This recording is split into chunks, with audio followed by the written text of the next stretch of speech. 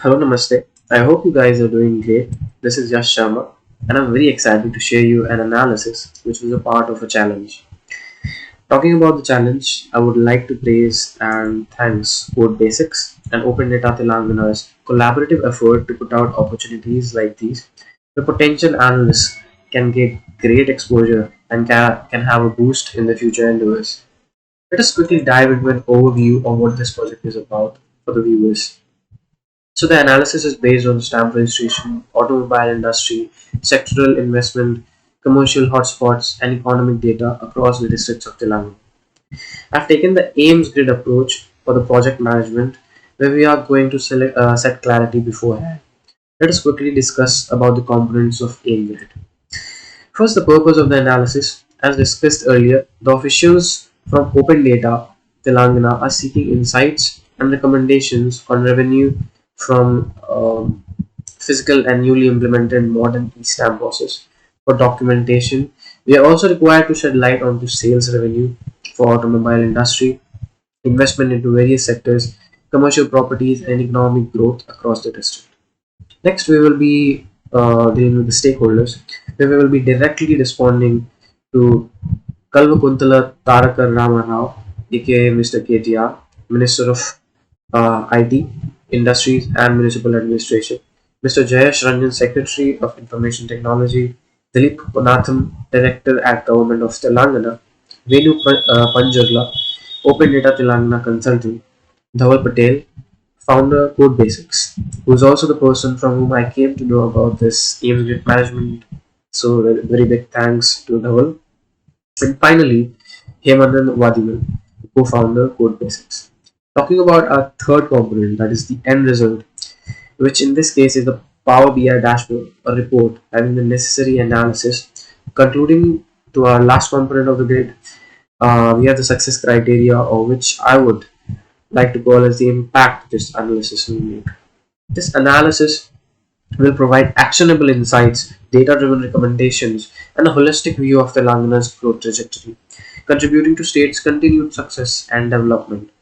We will quantify and touch down on various aspects like trends and patterns of revenue and investments, GDP growth, industrial and commercial hotspots, attracting new businesses, correlation between various attributes to find in-depth hidden patterns.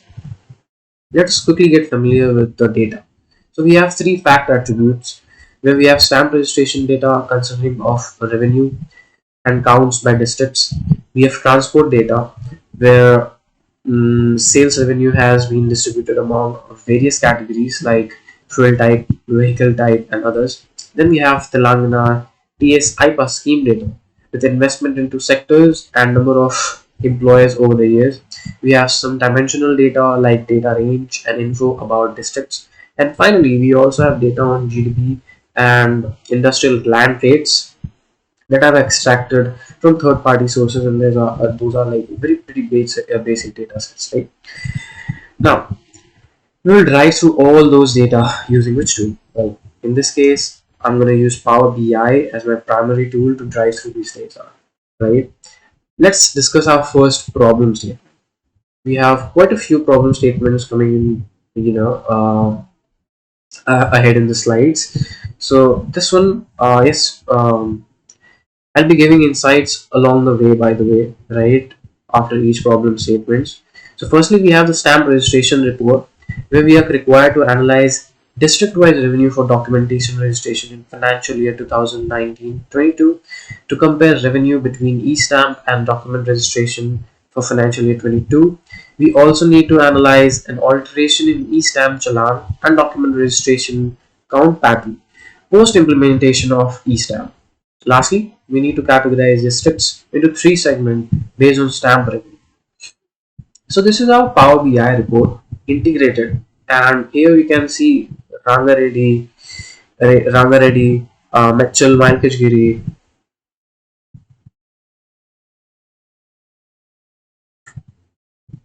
Metchal Malkashgiri, and Hyderabad as Sangareddy, and then Hanuman Ponda as our top five districts for highest revenue of document registration. Next up, we have comparison of doc revenue and e-stamp, where the top five districts the stamp, has higher revenue than documentation. Now let's zoom in a little bit. The first and the furthermost is Rangareddy with 2% more revenue than documentation. Uh, for the next four, we can actually use this zoom slider. We have Hyderabad with 1% of each alarm revenue, that is more than doc revenue. Then we have um, Hanuman Kunda with 1%. Then we have Yadadri Bhuvanagiri with 1%. And then we have Khammam with 2%, right? So these are our top five districts with where the each alarm revenue is higher than the dock revenue, right? Actually, we also have others, as Nizamabad and few other, but I've already stated the top five. Right now, moving on,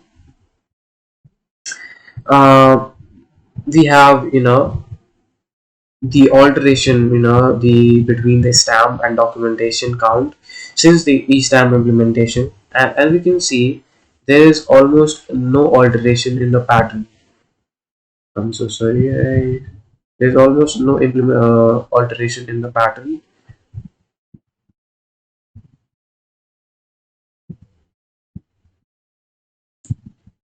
with a very slight margin of each alarm count above the documentation count. The physical documentation count, you have a very slight margin where each alarm count is above the documentation count. Other than that, there is no significant alteration. They're almost aligned. And so we're going to talk about this in the insight section as well.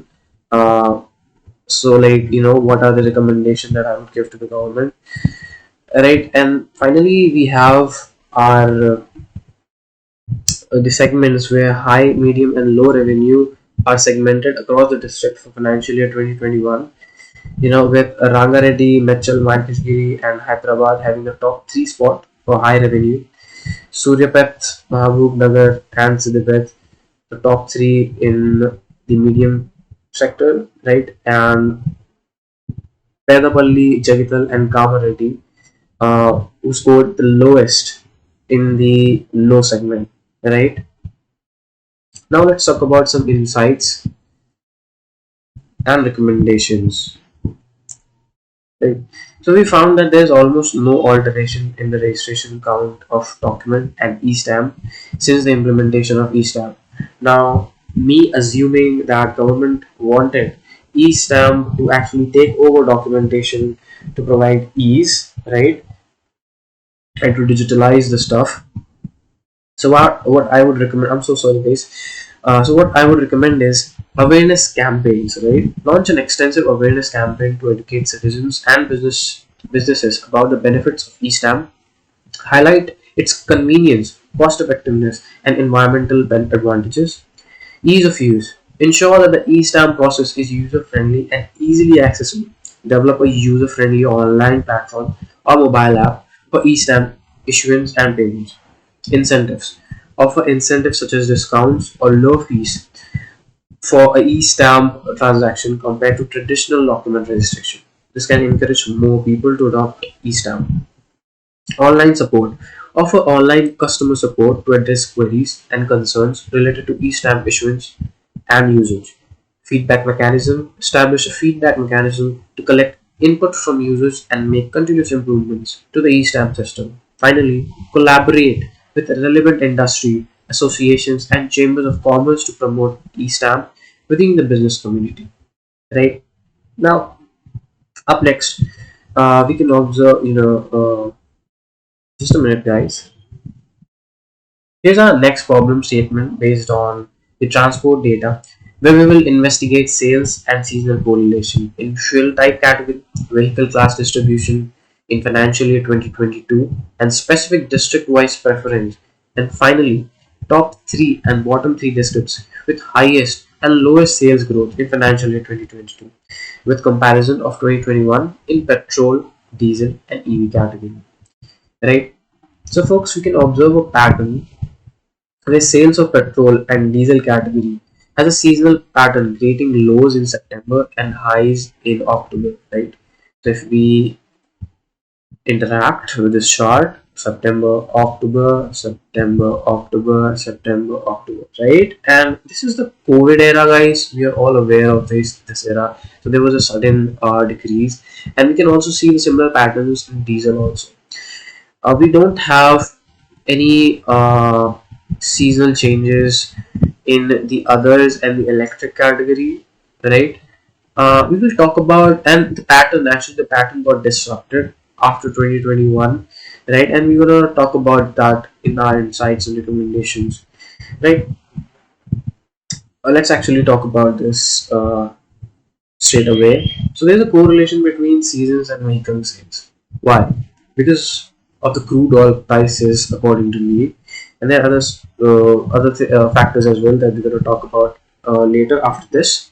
So as you can see, the greens are the tops and the reds are the lows. Right? The prices of crude made a top in September. Hence, there's a inverse proportional, right? There's inversely proportional relationship between the sales of these fuel types and the prices. And when it made the low, it made a high in the sales category, right? We can see this pattern throughout until 2021. Now, so a possible reason behind these patterns is the price of crude oil, as we discussed. Now for the change in pattern after 2021, and also a probable reason for these price fluctuations is the Russo-Ukrainian war, which started around 2014 with hundreds of casualties around 2019-20, and these big players actually already know, and the crude prices actually fluctuate accordingly, right? We get the information very late, but those people know what is the development in anything, even COVID, and actually these war-like situations. So I'm not gonna get into those controversy as of now. So yeah, so with hundreds of casualty around 2019 and 20, and then to a full-scale escalated invasion on February 24, 2022. Since when we can see the falling sales figure in the petrol and diesel category until 2023. Now we can observe the district-wise sales distribution by vehicle type. Now let's select 2022 here because we want the date of 2022, where we can see Hyderabad, Metchal, Malkajgiri, Rangareddy having a preference of buying motorcycles and motor cars, and these three districts have actually topped the preference list. Then we have agricultural vehicle. We can see preferences in Khammam, we can see preferences in Khammam, Nalgonda, right, Suryapet, Siddipet, right. These are the districts with preference in the agriculture area. Then we have the auto rickshaw vehicle preferences, where we can see Hyderabad, Vikarabad, and Sangareddy, right. Hyderabad, Sangareddy, and Vikarabad, having a preference in the auto rickshaw as well. Like, I won't say a preference, I would say these are the districts with the most number of auto rickshaw type vehicle, sales, right? Now, let's move on to the section where we're going to compare the sales growth of petrol for 2022 when compared to 2021, right? So, we just we have to unselect the slicer. So as we can see, Rangareddy, Hyderabad, Metchal, Malkajgiri with 0.09, 0.01 and minus 0.01% growth in the petrol sales, right?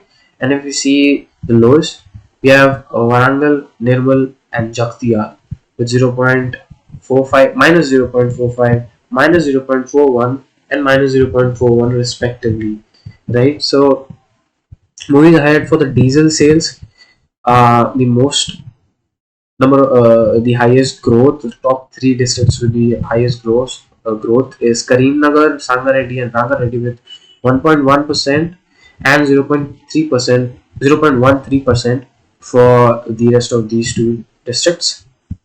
Moving ahead for the EV sector, we have we have it placed on the map itself. So we can see Khammam with 4.09% of growth. We can see Badadri Kothagudam is 2.82% of growth, and we can see Suryapat with 2.47% of growth. Right, and then we have the lows, the bottom three, where we can see uh, Vanaparthi with 0.05% of growth. Now remember, these are the lows actually, and yeah, and then we have Rajana Sirkila with 0.15% of growth, and finally we have Mancherial with 0.19% of growth. Right. Let's move on to our next slide. So, talking about the insights, we found that there's a very high correlation between seasons and sales values. But the seasonal factor is also derived by crude prices and geopolitical standoffs. So, what I would recommend is energy security. As the governments around the world are promoting EV for alternative to petrol and diesel vehicles, we can also invest in domestic energy production and storage infrastructure to enhance energy security. We can promote research and development, invest in research and development of advanced energy technologies such as next generation biofuels, hydrogen fuel cells. We can maintain reserves and expand strategic petroleum reserves to have an adequate buffer in case of sudden disruption in the global oil supply. Public awareness to educate consumers about the impact of global events on fuel prices and encourage fuel efficient driving habits. Right, now let's jump on to the PSI plus problem statement, where we will analyze top 5 sectors with significant investment into financial year 2022. Top 3 districts attracting major sectoral investment for financial year 2019 to 22. Relationship between investment, vehicle sales, and stamp revenue, or let's just say correlation between them across the district in financial year 2021 and 22. And finally, identifying seasonal investment patterns in specific sectors and their multi-trend. So let's switch to the financial year to 2020 only, where we can observe that pharma, solar, and renewable energy, engineering, and real estate and IT parks, plastic and rubber industry, they are the booming industry, and they are the top 5 sectors where investments were at highs in 2020. I'm so sorry about the camera. Let's refer to the map where we can observe for financial year 2020 and 2019. And by the way, guys, measures were made accordingly so as to minimize slicer uses. So we can observe that Rangareddy with almost let it just pop out with almost 42,706 crores of investment. Metchal Malkajgiri with 10,394 crores of investment, and Sangareddy with 12,366 crores of investment. They made it to the top of list for highest investments into the districts. Right. Next up, we have substantial investment into multiple districts based on sectors. So we will. So this analysis is obviously based on 2021 and 2022 as discussed earlier, and now we can observe that pharma and chemical industries are actually uh, the industry which has substantially invested in many sectors. For example, we have, I'm so sorry, Metchal Markajgiri, Sangareddy, uh, Rangareddy, then we have Mahbubanagar, then we have Nalgonda, right, and then we have Medak, right, and then we have Siddhapat, then we have Kamareddy. So substantially invested in a lot of districts, right, and we can also see solar and other renewable energy is also investing in many districts like Kamareddy, Medak, right, Yadadri, Bhuvanagari, and I'm scrolling randomly and I can find it easily, right. So Rangareddy again, right. So yeah, these two sectors, we have a substantial investment into a lot of districts, right. Next, observe the pattern of investment into sectors with respect to seasons. We can see a clear pattern of highs around the New Year's, right. Now let's select few of these industries, right? So this is the real estate industry, right? Let me just select for you. This is the real estate industry, right? Then we have the fertilizers industry, again the real estate industry. uh, this time we have solar and renewable energy, right? This is the plastic and rubber industry. These are the industries which we can see, and we can also, zoom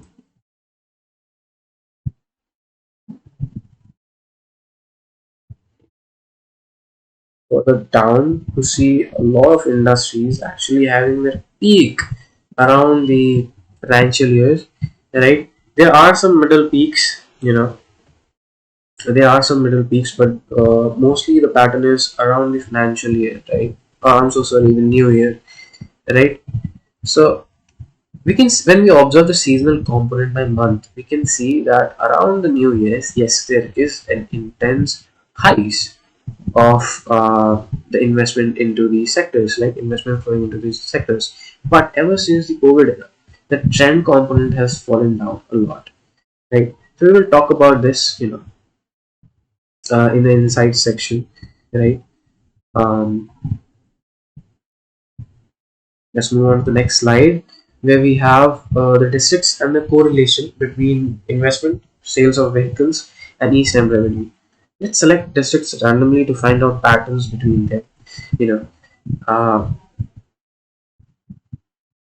as we can see, there is definitely a pattern between stamps and vehicles sales, and they're closely related across the districts. If we talk about investment correlation with total vehicle sales and stamp revenue, with investment, they have a alternate, alternate pattern where we can see at some points there are highs and lows, uh, highly correlated, and you know few districts, but in few of them, there is a very unclear pattern, right? Let's say about this. So we have a very unclear pattern in few districts. Other than that, the highs and lows are correlated, but in the consolidation phase, it's very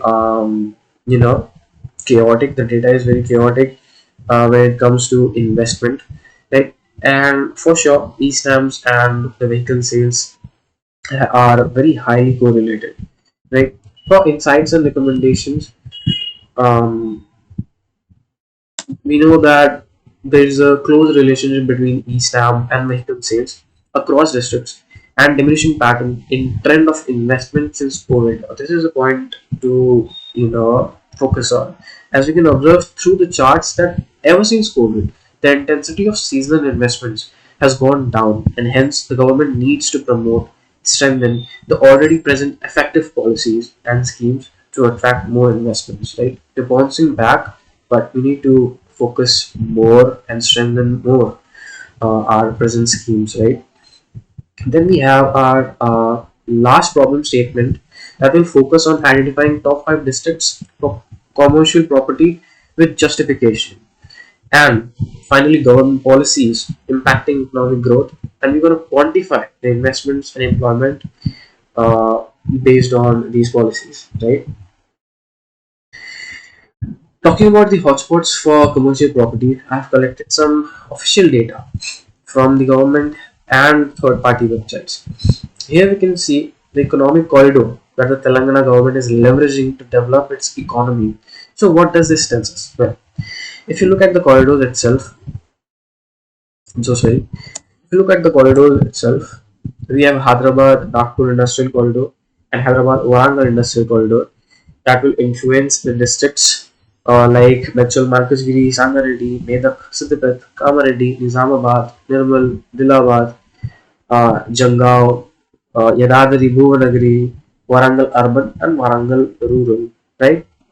And then so what does it tell us? So, and we also have potential outcomes, right? Where in the Hyderabad and Nagpur corridor, we have 79,000 crores of potential export and 1.35 lakh crores of potential import, right? Which already tells us how important these two districts are. Moving forward, we have GDP contribution of districts where we can see rural and developing urban districts like Khammam, Nalgonda. Nizamabad, right, as you can see here, and Warangal Rural, Medak, Kamaredi, right, Karimnagar, these kind of districts and regions, which falls in the middle band actually. That makes them an excellent and attractive regions to invest in for and settling down their industrial prospects for future for the long term perspective for the long term perspective, right? Next, we have these road map and railway map where we can observe places like Hyderabad, Warangal, Khammam, Karimnagar, right, Warangal, right, Nalgonda, Hyderabad, Nizamabad.